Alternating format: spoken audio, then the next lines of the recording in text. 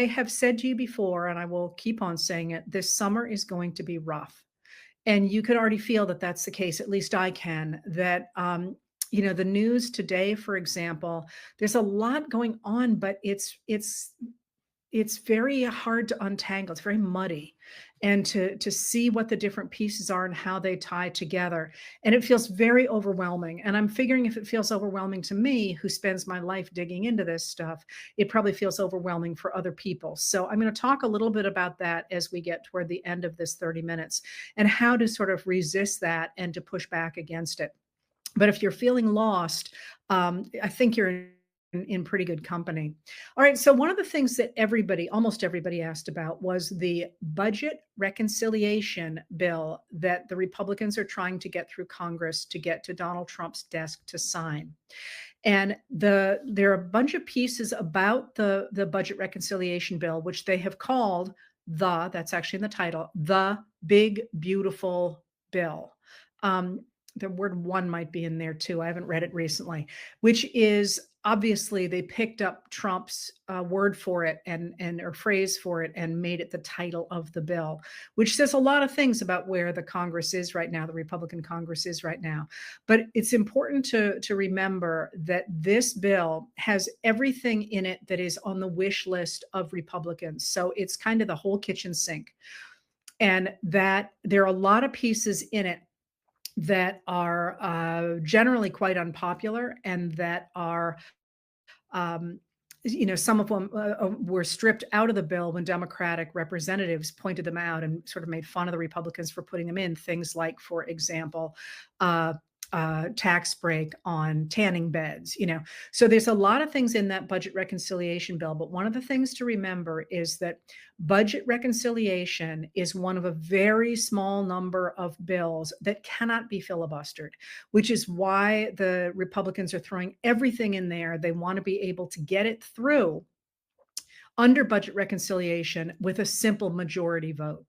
And so there's a lot of stuff in there. And now there's a lot of pieces to it that are now in front of the Senate that mean it's not going to be smooth sailing there. But let me explain what some of those are. First of all, the bill itself explodes both the deficit, which is the difference between how much revenue the Treasury takes in every year and how much it pays out. It's going to explode the deficit, and it's also going to explode the national debt, which is the accumulation of all those deficits. So today, for example, I think it was today, White House Press Secretary Carolyn Leavitt said this is going to take on the deficit and we're going to fix the deficit. And that's just a flat up lie. I mean, that's just simply not the case. The bill explodes the deficit. And for those people who are concerned about the deficit and the debt, they're not happy with this. And that includes, crucially, the bond market. And the bond market has been reacting quite badly to this bill. And as you know, that Moody's downgraded the U.S. credit from a AAA rating to AA1 rating, which says they too are very worried about this idea of extended deficits and increasing the debt without any way to pay it off. And this is not actually something I was going to talk about today, but I just can't resist throwing it in every time I talk about the debt and the deficit.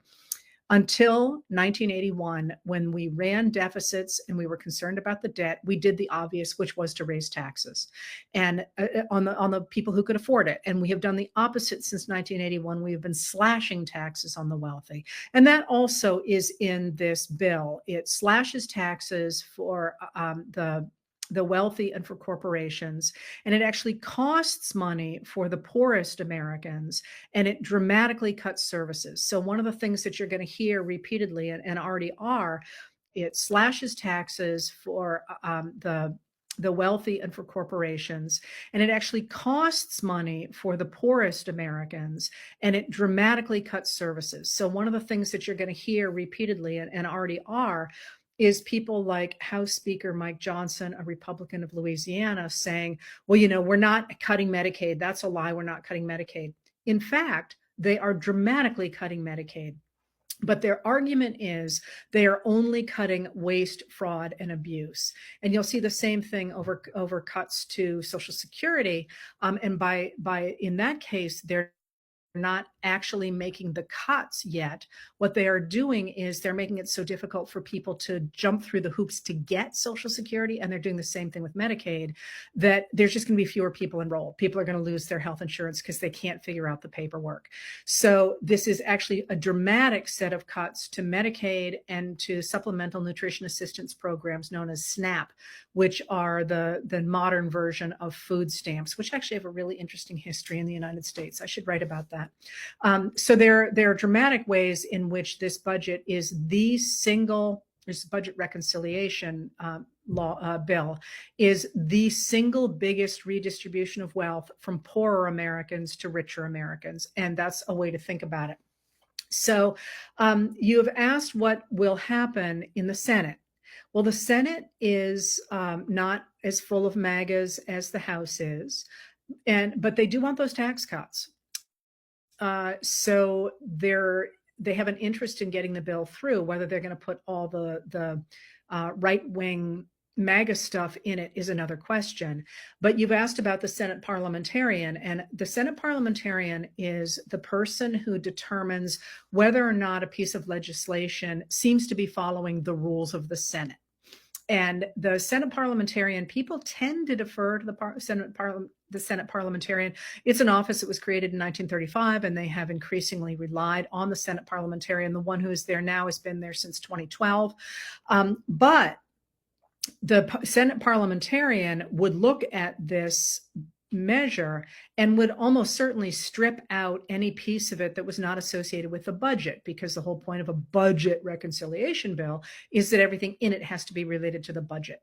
So she would probably say these pieces have to go. And the trick here is that she is not a judge or anything. She's sort of the appointed arbiter, I guess. And the Senate can overrule her.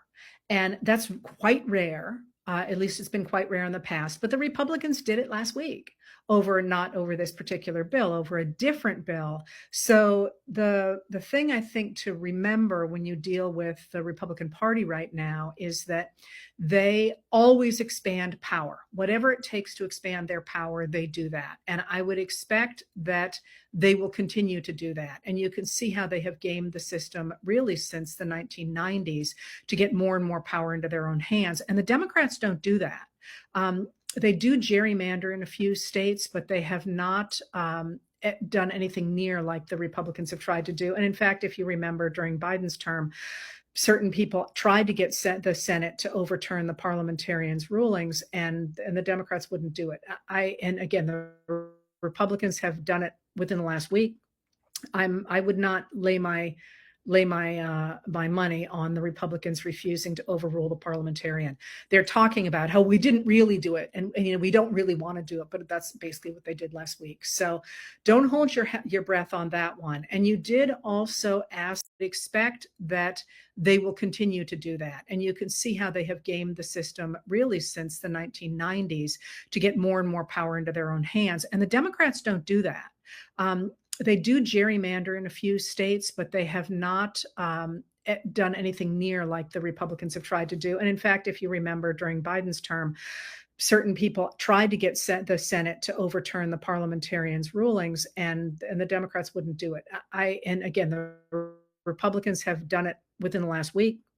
I would not lay my money on the Republicans refusing to overrule the parliamentarian. They're talking about how we didn't really do it, and we don't really want to do it, but that's basically what they did last week. So don't hold your breath on that one. And you did also ask about contempt and what the ruling is on contempt in the bill. And that is, yes, an attempt to shield the Trump administration. It says you have to put up a bond before you sue for something that will go to contempt. And that would essentially, and it has to be done before that happens. So that, and I believe it's retroactive. So that would take care of the three different judges who are currently looking at whether or not the Trump administration is in contempt. So that's in there right now. And that's certainly something to speak up about.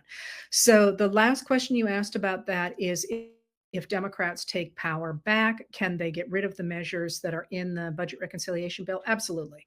But obviously, this is designed to provide funding for this past year. It is what it is, and then they have to do it every year. So that's where we stand with that. Now, you also asked about Harvard and what's going on with Harvard. And here's something that I'm going to sound really scary for a while. And I'm sorry about that, but I think we have to face what's here. And that's that, as I wrote the other night, the MAGA Republicans are trying to destroy education in America. And they've said so. This is not me, having a tinfoil hat and saying, oh, there's something terrible out there.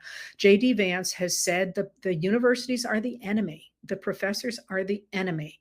And he wants to do what has been articulated by some religious leaders as taking down the main pillars of society, because they believe that those pillars of society have been corrupted by what they call liberalism. Now, let me back up a little bit here. We're first with the pillars of society. That's business, that's education, that's culture, that's religion, obviously, that's government, that's the media, and I'm afraid I've forgotten the seventh one. But they have these pillars that they want to destroy because they believe they have been infiltrated and corrupted by what they call liberalism. Now, once again, liberalism, if you're listening to me, you're a liberal, even if you're a Republican. Liberalism is just the idea that what the government should do is it should protect the rights of individuals. That's liberal, the idea of freedom, liberal. And in the United States, liberal meant keep government small because they worried about an oppressive government squishing individuals. And under Theodore Roosevelt at the turn of the last century, who was a Republican, by the way, that definition flipped so that in order to protect the individual, people like Theodore Roosevelt and the progressives believed you needed a strong government to hold back corporations, is what he was really concerned about, who were, destroying people because they could do whatever they wanted. They didn't have minimum wages. They didn't have safe factory floors. They didn't have any of that stuff. So when they talk about society being corrupted by liberalism, what they are talking about is the modern government that went into place beginning in 1933 under Franklin Delano Roosevelt, and then got dramatically expanded under Republican President Dwight Eisenhower beginning in 1953. That's the idea that the government has a role to play in regulating business, providing a basic social safety net, promoting infrastructure, and protecting civil rights. And I'm going to add a fifth leg there, a fifth something there. And that's that people who believe in this protection of individuals also believes in a foreign policy that promotes those values in other countries as well. So what liberalism is just the idea that what the government should do is it should protect the rights of individuals. That's liberal, the idea of freedom, liberal. And in the United States, liberal meant keep government small because they worried about an oppressive government squishing individuals. And under Theodore Roosevelt at the turn of the last century, who was a Republican, by the way, that definition flipped so that in order to protect the individual, people like Theodore Roosevelt and the progressives believed you needed a strong government to hold back corporations, is what he was really concerned about, who were, destroying people because they could do whatever they wanted. They didn't have minimum wages. They didn't have safe factory floors. They didn't have any of that stuff.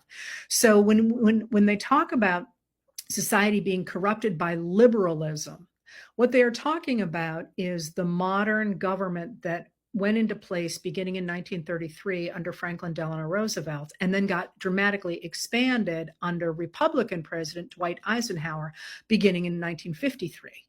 That's the idea that the government has a role to play in regulating business, providing a basic social safety net, promoting infrastructure, and protecting civil rights. And I'm going to add a fifth leg there, a fifth something there.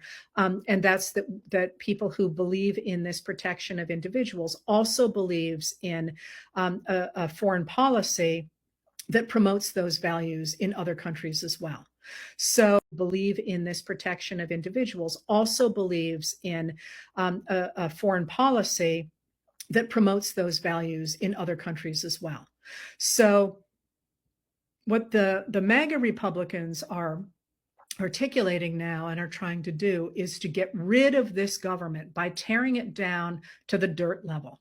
You know, if you know the word raze, R-A-Z-E, this is what I think of when I think of the word R-A-Z-E, raze, just clear cutting.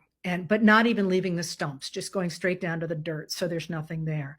And the attacks on Harvard are part of that, because what they want to do is they want to get rid of all these existing pillars and rebuild them as Christian nationalism. That's the Project 2025 people. The tech bros have a different vision in mind. And I think I've talked about both of those. But the attacks on Harvard then are about getting rid of higher education. And, you know, it didn't start with Harvard. It actually started with the New School in Florida, where Christopher Rufo went in and decided to get rid of this university the way it was, and to get rid of all the sort of programs that they had there, and replace them with big football, and replace them with what they considered, you know, sort of a good, solid education, which was really quite right wing. And if you've been watching this at all, they essentially destroyed the school altogether. And then, of course, they put, what's his name? Was it Ben Sass in charge of the Florida universities? And he got in incredibly hot water for basically being, you know, giving great jobs to his friends who never showed up, and so on and so forth. But so this idea is not to Harvard first, but Harvard, of course, is the crown jewel in this university image. I won't say necessarily the university system.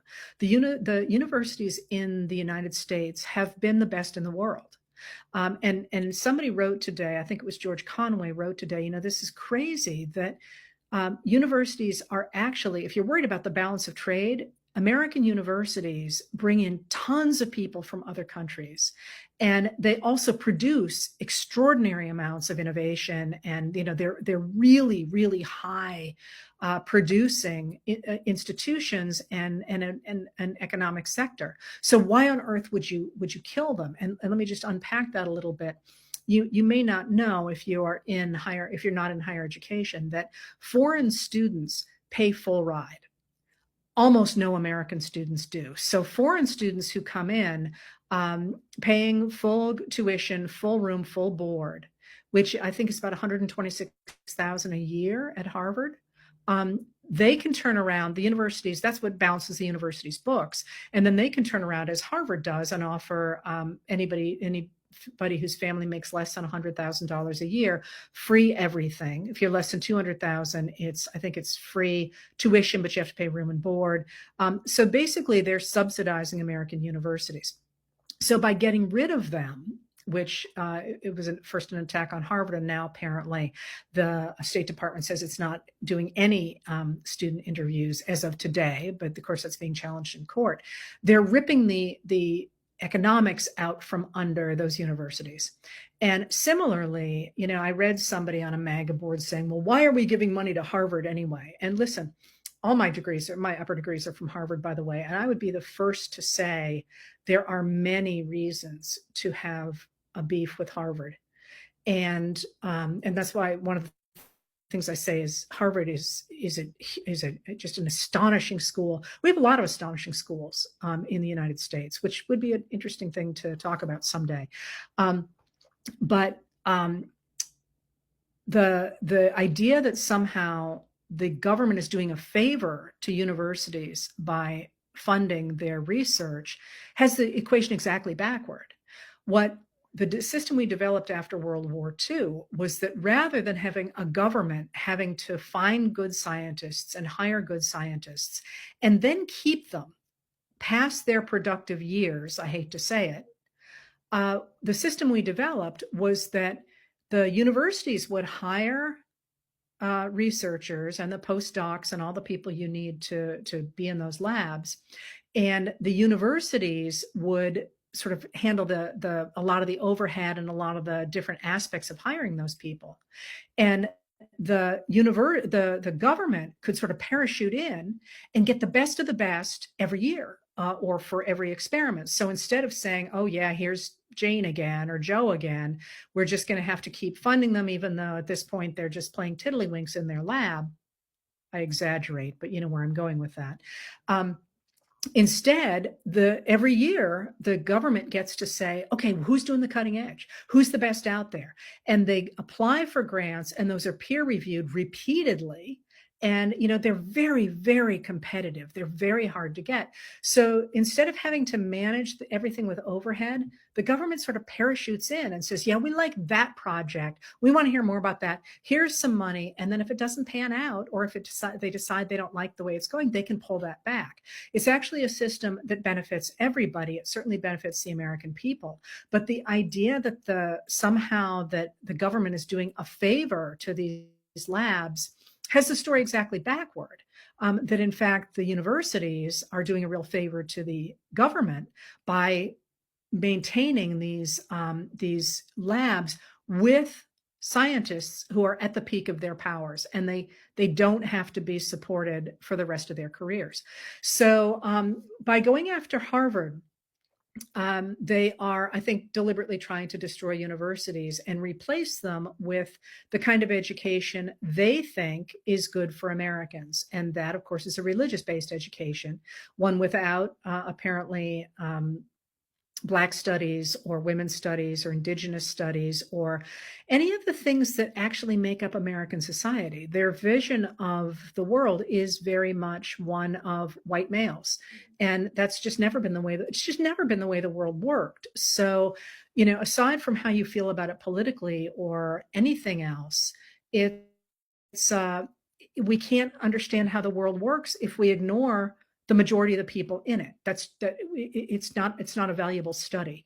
And you know, one of the things that I think deliberately trying to destroy universities and replace them with the kind of education they think is good for Americans. And that, of course, is a religious-based education, one without apparently Black studies or women's studies or indigenous studies or any of the things that actually make up American society. Their vision of the world is very much one of white males. And that's just never been the way it's just never been the way the world worked. So, you know, aside from how you feel about it politically or anything else, it's we can't understand how the world works if we ignore the majority of the people in it. It's not a valuable study. And you know, one of the things that I always think about when we talk about the history of enslavement and the way people used to talk, for example, about John C. Calhoun's plantation, focusing on John C. Calhoun, you know, he didn't do very much. The people who made the economy and the society and the religion and all aspects of that community work was everybody but him. So erasing them then was a problem, and certainly erasing them now is a problem, because we can't understand how the world changes unless we study the people in it. And that's, you know, that's what I do for a living, right? So that's where we're going with Harvard. I think Harvard is pushing back. It's very hard for a lot of people to push back because they're not actually canceling they're doing it in such a vague way. It's hard for universities to know if they've lost the money or not, and they're trying to get it back. And it's actually Josh Marshall at Talking Points Memo is on that. And it's hard for people to push back. All right, so some things you didn't ask about, but that are very important that I wanted to put in here. The first is the Department of Government Efficiency. Theoretically, Elon Musk has left it. That's ridiculous. In fact, what he has done is he has embedded his operatives throughout the US government, and they are collecting our data, and they are doing it, and they're analyzing our data in part to get to find undocumented immigrants, in part to figure out ways in which they feel like the system can be cut. And all along, when you looked at the Department of Government Efficiency, Elon Musk and his people wanted data, but the cuts came from the impulse of the Project 2025 people, and that's Russell Vogt, who is at the the director of the Office of Management and Budget, and he is just openly moving into that position now. So you're going to see more attempts to get rid of the federal bureaucracy and replace it with loyalists. You're going to see more attempts to cut programs that the Project 2025 Christian nationalists believe are promoting a secular government that they don't like, what they call liberal government. And that is still very much there. Please do not lose sight of that, because that's really, really important, that there is an agency that is analyzing our data all the time now. And that is a huge worry about people speaking up against this administration.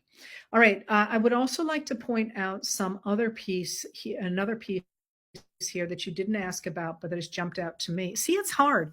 I started out by saying it's hard to figure out what's going on. Here's all these pieces, but I think they add up to a couple of things. So another thing you didn't ask about, but I do want to call your attention to the fact that the Trump administration, especially with his guy at the Department of Justice, Ed Martin, has been pardoning criminals, convicted criminals, and is talking about pardoning more criminals.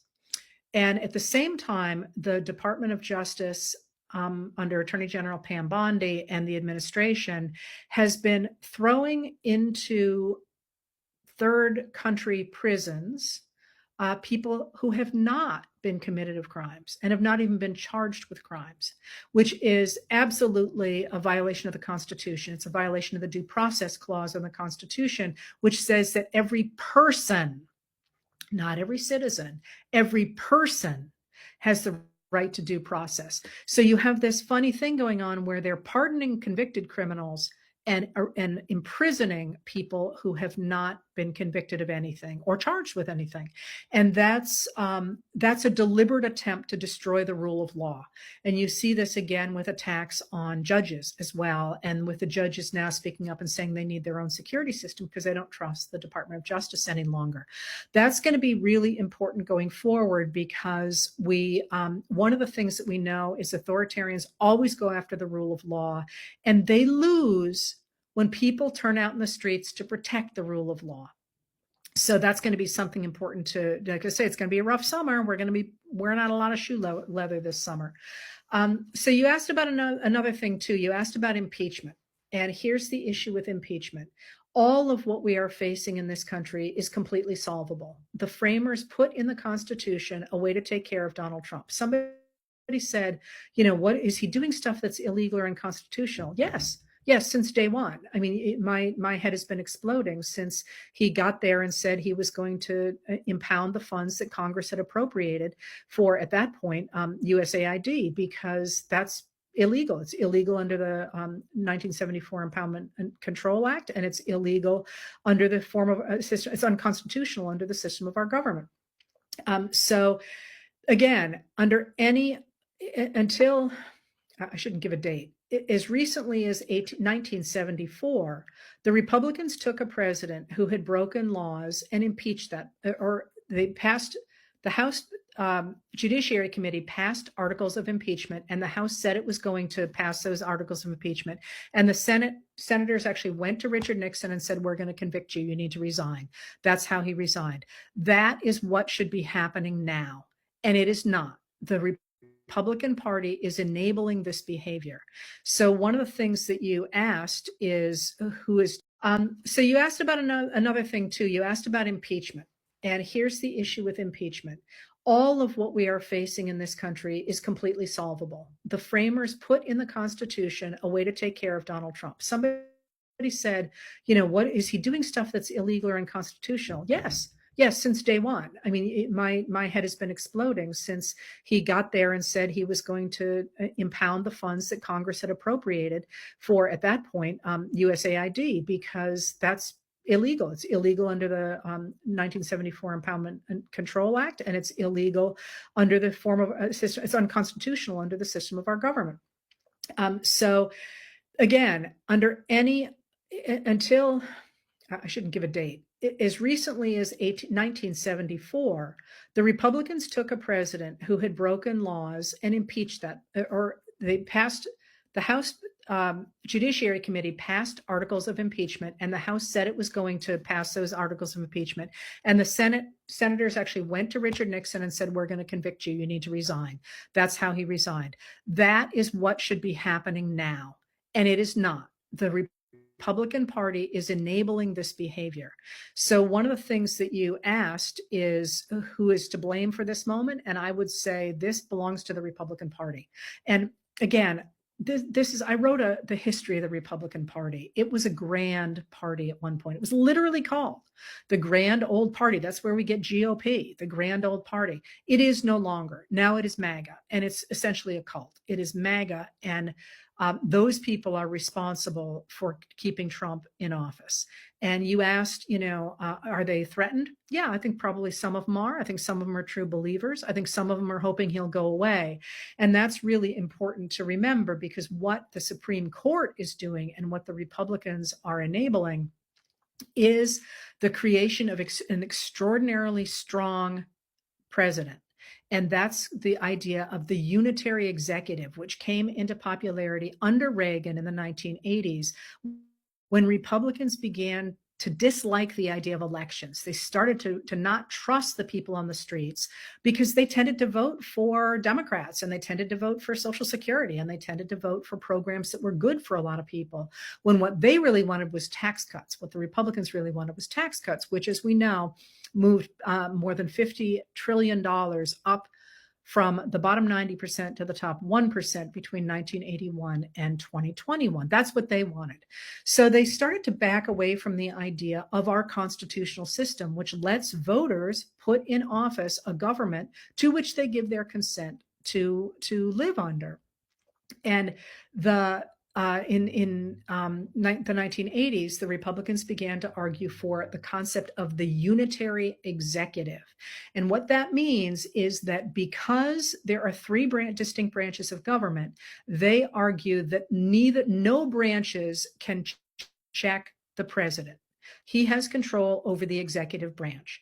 And that means Congress can't oversee him and the courts can't oversee him. And that, by the way, even from George Washington on, presidents have always accepted congressional oversight because of the way our system was designed. They are supposed to do that. But the unitary executive theory says that the president doesn't have to answer to Congress or to the courts. And you saw this just last week when the Supreme Court said that Trump has the right, which is new, really new, to fire, I think, again, the precedent, I think, was 1935 off the top of my head. It's called Humphrey's Executor, has the right to fire the heads of independent agencies that have been created by Congress that he doesn't like, because those agencies are created in the executive branch. And so he can just get rid of those people. And the Supreme Court said he could do that. Now, it certainly seems as if the Supreme Court and the Republicans are taking a look at Trump and recognizing that he is seriously deteriorating right in front of our eyes, and just expecting that he's going to move off stage and they will get their fantasy unitary executive. Who that's going to be is not clear. I'm not sure J.D. Vance is their fantasy, but certainly is the fantasy of the 2025 people. And that sweeps in at least Samuel Alito and Justice Clarence Thomas. So that piece is moving as well. And that's the larger picture here is this idea of essentially creating what they call a unitary executive, but what is essentially a king, a dictator. And they prefer that than the idea of having people vote. And you can see this with the attacks on voting this is one of the ways in which the court has pushed back against Trump. He wants to control voting in the United States. And the courts say, no, you can't do that. So, by the way, does our Constitution. All right, we're reaching the end here, and I want to leave you, after showing you that picture, now I want to leave you with some hope. All right, we're reaching the end here, and I want to leave you, after showing you that picture, now I want to leave you with some hope. I want to point out once again that Trump is not okay, and I'm pushing this idea, and a lot of other people are, but you don't need me to look at it. Listen to it. Look at the fact that the White House is no longer producing transcripts of his speeches because they're unhinged. And incidentally, if anybody wants to create those transcripts, here's how you do it. There is an app called Voice Memo. There may be others too. I use Voice Memo.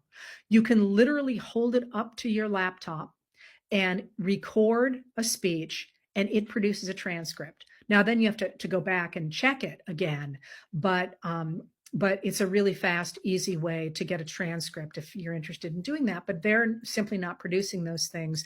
They're really cleaning him up and trying to make him look better than he is. So as we're looking here at reasons to be hopeful, Trump is crumbling. And that does beg the question of who is actually making the decisions in the White House. And you've heard me speculate before that it is Stephen Miller and Kristi Noem, the Homeland Security Secretary, making decisions about immigration, and that it is Russell Vought making the decisions about cuts. And for a while it was Elon Musk, but I think he's just out there grabbing data at this point. So there is that, and there is also the fact that the courts are standing up to Trump. And it's very much worth supporting your judges, supporting judges, and again, we're going to be marching for the rule of law. Universities are standing up. Lawyers are standing up. They're walking away from firms that cave to Trump and standing up against him. Corporations are standing up against him. There's a lot of resistance out there, but I want to talk about us today. And that's, I'm sorry, somebody just asked about the 25th. Trump set the 25th up very, very intelligently. You need the cabinet to 25th somebody, and this cabinet's not going to do that. As I just said, it's the Republicans who are responsible for this. Obviously, I'm not denying that the people actually doing the acting are responsible for their behavior, but the Senate and the House of Representatives could stop this at any moment. And they, instead of trying to stop it, they are encouraging it. Now, they may not do so once they get their tax cuts. That's a different kettle of fish. If you remember the last time around, once they'd gotten their tax cuts, they backed way off him. Maybe they'll do the same thing now. But I strongly urge you to call your senators, call your representatives, call anybody who is involved in any way with the government, and obviously, as usual, to work at the local level, at the state level, and at the national level, but also to do this, to make it really clear that this administration does not have popular support, and it does not. More people voted for somebody other than Trump than voted for him in 2024, and his popularity is underwater in every demographic at this point. So the sense that he is a juggernaut is in your head. It's not real. So one of the things that I would urge you to do is to stop listening to the people on social media who say it's all over, there's nothing we can do. That is deliberate. That is a deliberate way to try and undermine resistance. And you can see it. You can actually basically set your watch by it as these bots come out and trolls come out when it hits daylight in their country or wherever they're operating from. So forget that. But remember that we must all work together to defend democracy. And that means no freaking purity tests, man. We know this from any time people fight back against a dictator. You must work across party lines. Anybody who's willing to stand with you, you can disagree about everything. And I got to tell you, sometimes it just kills me whose voices I am amplifying. But in this moment, the same way they did in the 1850s, no purity, we just got to work together. And that's imperative wherever you are on the spectrum. And the funny thing is, on the other side of this, the same as after the Civil War in the 1860s, a lot of people switched sides. They came out looking very different when they came out than they went in. And I've talked about that before, how Edwin Stanton, who was a Democrat and supported Lincoln only for the war, was so distraught at Lincoln's assassination that his friends thought he was having a mental breakdown. He was just wandering around Washington, D.C. sobbing. So, we don't know what's going to be on the other side of this because the issues will all be different and the alliances will all be different, which is kind of cool, actually, if you think about it. So work with everybody so long as they're working for democracy. And here's something that I've said before. This is about art as well as about being in the streets and so on. Really good artists, musicians, step up. This is your time.